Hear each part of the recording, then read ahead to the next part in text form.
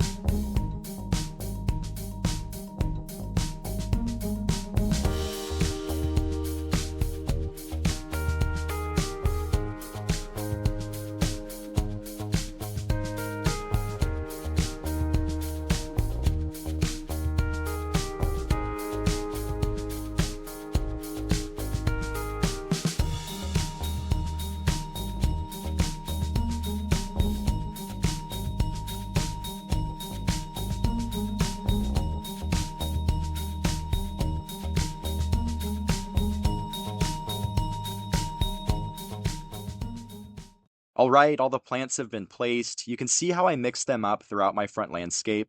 This is going to look so great once they're all in the ground.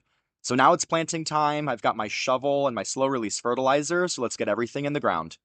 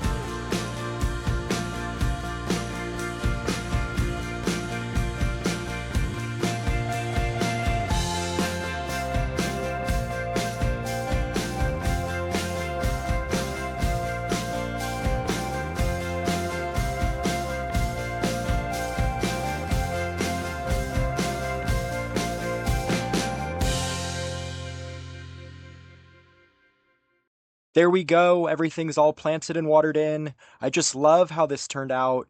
I'm so happy to see some bright pops of color in my post-Hurricane Milton garden.